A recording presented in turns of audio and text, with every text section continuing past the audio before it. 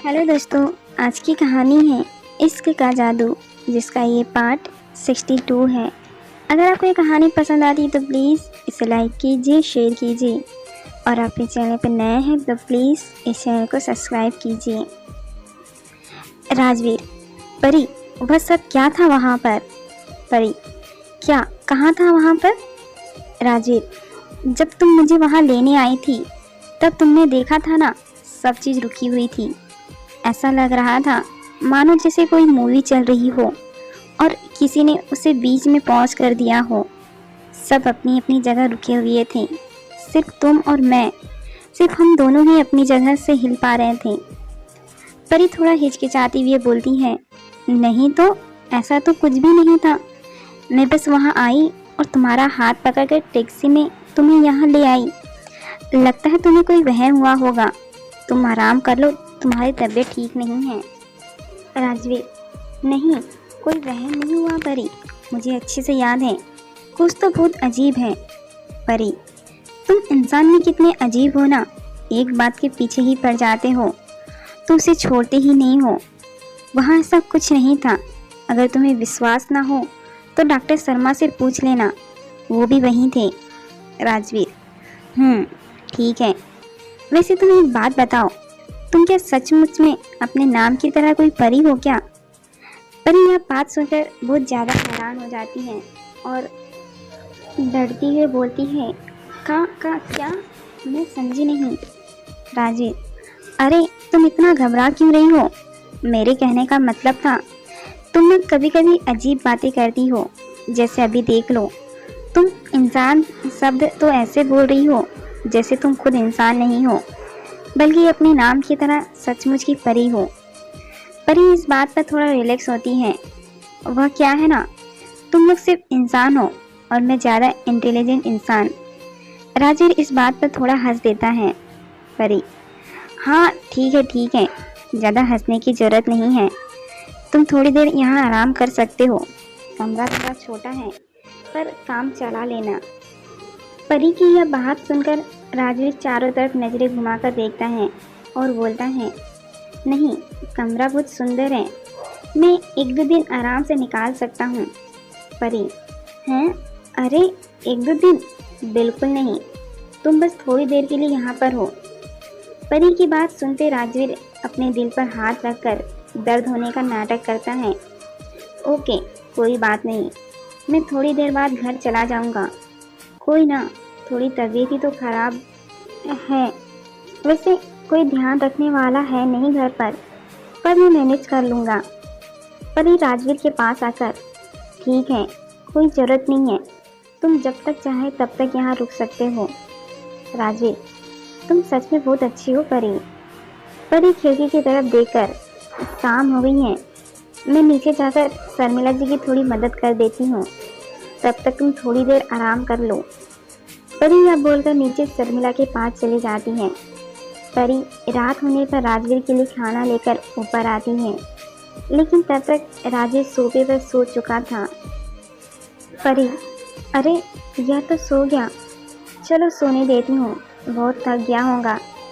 परी अपने बेड पर से ब्लैंकेट लेकर आती है और राजवीर को अच्छे से उड़ाती है और प्यार से राजवीर के चेहरे की तरफ देखती है। राजवीर बिल्कुल एक छोटे के बच्चे की तरह सोफे पर आराम से सो रहा था। परी उसके पास आकर प्यार से उसके सर पर हाथ फेरती है और उसके माथे पर एक किस करती है। परी वापस नीचे खाना रखकर ऊपर आती है, वो भी बेड पर राजवीर की तरफ देखते देखते सो जाती है। सुबह के 7:30 बजे डॉक्टर शर्मा जोर से परी के रूम का दरवाज़ा खटखटाते हैं। शोर सुनकर राजवीर की नींद खुलती है। वह उठकर गेट खोलने जाता है। सामने डॉक्टर शर्मा अपने एक हाथ में बड़ा सा बैग और दूसरे हाथ में एक बड़ा सा बॉक्स लेकर खड़े हुए हैं और पसीने में पूरे भीगे हुए हैं। राजवीर, आप इतनी जल्दी आ गए? डॉक्टर शर्मा, हाँ, तुमने जल्दी आने को बोला था ना। यहाँ लो, इस वाले बैग में तुम्हारे कपड़े और तुम्हारी दवाइयाँ हैं और इस बॉक्स में वह सारी फाइलें जितनी तुम्हें चाहिए। Rajveer, okay, thank you so much, अब आप जाइए। डॉक्टर शर्मा, अरे, एक तो मैं तुम्हारे लिए इतनी जल्दी उठकर सारा सामान लेकर आया और तुम एक गिलास पानी भी नहीं पूछ रहे। कैसे दोस्त हो यार तुम। राजिर उनको एक कदम कमरे के अंदर लेकर आता है। वो देखिए, परी सो रही है। अगर हम 2 मिनट और ऐसे बात करते रहें तो परी की नींद खुल जाएंगी। मैं उसकी नींद खराब नहीं करना चाहता। इतना बोलकर राजवीर और डॉक्टर शर्मा कमरे के बाहर आते हैं और राजवीर धीरे से कमरे का गेट बंद कर देता है। डॉक्टर शर्मा, ओए होए, क्या बात है, बड़े मजनू बने घूम रहे हो। राजवीर, ऐसा कुछ नहीं है। अच्छा आप बताइए, उन रिपोर्टर्स का क्या हुआ। डॉक्टर शर्मा, होना क्या है, वह अभी भी बस वहीं खड़े हैं। कुछ ऑफिस की बिल्डिंग के बाहर हैं, कुछ तुम्हारे घर के बाहर हैं। बस तुम्हारा ही इंतज़ार कर रहे हैं। राजवीर, ओके, आप मेरा एक काम करिए, मेरे लिए एक अच्छा सा होटल बुक कर दीजिए। मुझे बहुत सारा काम करना है। मैं यहाँ और रुक कर परी को तकलीफ नहीं दे सकता। डॉक्टर शर्मा, मेरी बात मानो तो राजवीर, होटल से अच्छा है तुम यहीं रहो। मेरे और सुमित के अलावा कोई नहीं जानता कि तुम यहाँ हो, वरना यह रिपोर्टर्स तुम्हारा जीना मुश्किल कर देंगे। और वैसे भी यहाँ तो परी है ही तुम्हारे पास, है ना। और आज तुम्हारे लिए इम्पोर्टेंट दिन भी है। राजवीर इस बात पर मुस्कुरा देता है। डॉक्टर शर्मा राजवीर को सामान देकर वहाँ से चले जाते हैं। राजवीर सारा सामान लेकर अंदर आता है तो परी दरवाजे पर खड़ी होती है। परी उबासी लेते हुए, क्या हुआ राजवीर, सुबह सुबह इतना शोर क्यों। राजवीर, अरे सॉरी परी, वह डॉक्टर शर्मा आए थे मेरे कुछ फाइल्स और कपड़े देने के लिए। परी, कपड़े, कल पूरा दिन और पूरी रात रुक तो गए तुम यहाँ, और अब क्या चाहिए। राजवीर बिना परी की बात का कोई जवाब दिए अंदर जाकर टेबल पर बॉक्स और कपड़ों का बैग रखकर उसमें से कपड़े निकालने लगता है। परी उसके पास जाकर, मैं कुछ पूछ रही हूँ तुमसे। राजवीर, हाँ, वह मैं यह कह रहा था, जरा तुम मेरे कमरे से बाहर जाऊंगी, मुझे कपड़े चेंज करने हैं। इस बात पर परी का मुंह खुला रह जाता है। क्या बोला तुमने, तुम्हारा कमरा। ओह हेलो, यह मेरा कमरा है और तुम मुझे अपने ही कमरे से बाहर जाने के लिए बोल रहे हो। बिल्कुल नहीं। राजवीर, तो मतलब तुम बाहर नहीं जाओगी। परी, कभी नहीं, बाहर तुम जाओगे, वो भी मेरे कमरे से। राजवीर, ठीक है, तुम्हारी मर्जी, बाद में शिकायत मत करना कि मैंने तुम्हें बोला नहीं। राजवीर यह बोलकर स्माइल करते हुए धीरे धीरे परी के करीब आता है।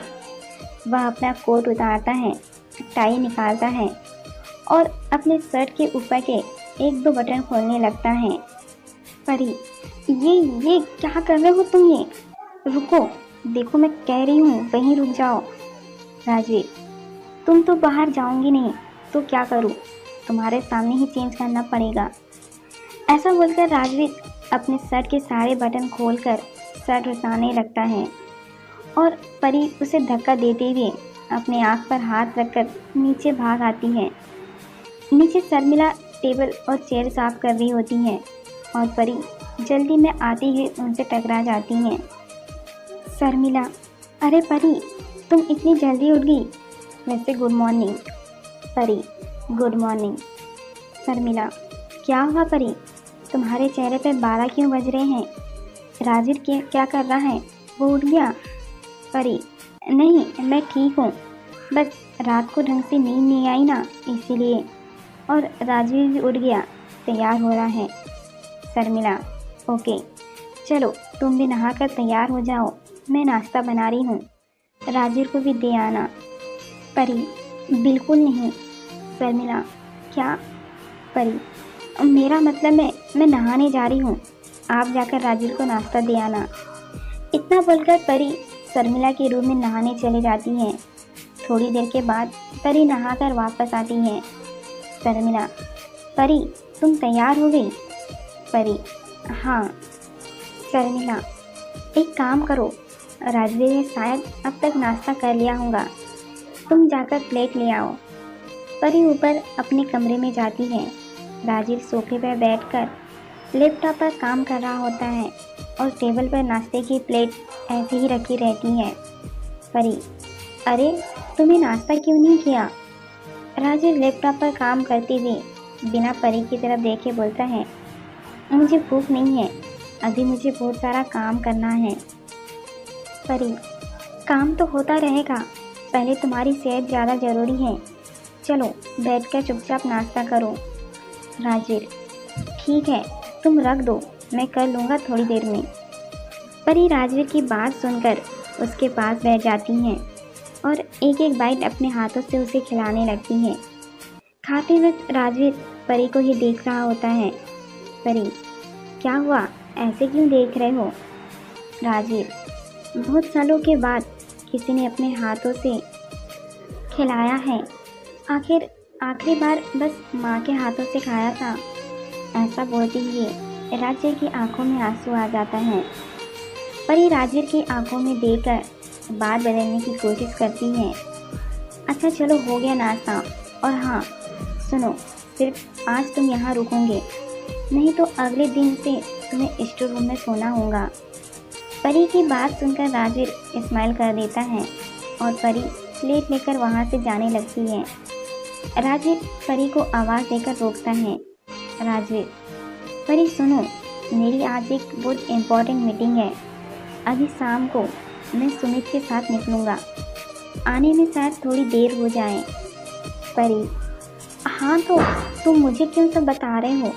राजवीर, ताकि तुम मेरा इंतज़ार ना करो। परी, इंतज़ार और तुम्हारा? बिल्कुल नहीं, मैं कोई तुम्हारा इंतज़ार नहीं करने वाली। इतना बोलकर परी वहाँ से चली आती है। शाम को राजवीर तैयार होकर सुमित के साथ एक होटल में पहुँचता है, जहाँ आज उसकी बोर्ड ऑफ मेंबर्स के साथ मीटिंग होनी है। राजीव और सुमित होटल के डिनर एरिया में बैठे हुए हैं, जहाँ पर बड़ी सी टेबल लगी है और उनके साथ 8-10 चेयर रखी हुई हैं। राजीव अपने हाथ की घड़ी की तरफ देख रहा है। राजीव, हमें यहाँ आए हुए 2 घंटे हो चुके हैं, पर उन सब में से एक भी मेंबर यहाँ नहीं आया। सुमित, हाँ बात, लेकिन मैंने उन सब से बात करी थी और सब ने आने के लिए हाँ भी बोला था। राजीव, उन्हें अगर आना होता तो अब तक आ चुके होते। पता करो वे लोग कहाँ पर हैं, हमारे पास टाइम नहीं है, हमारा हर पल बहुत कीमती है। सुमित, ओके बॉस, मैं पता करता हूँ।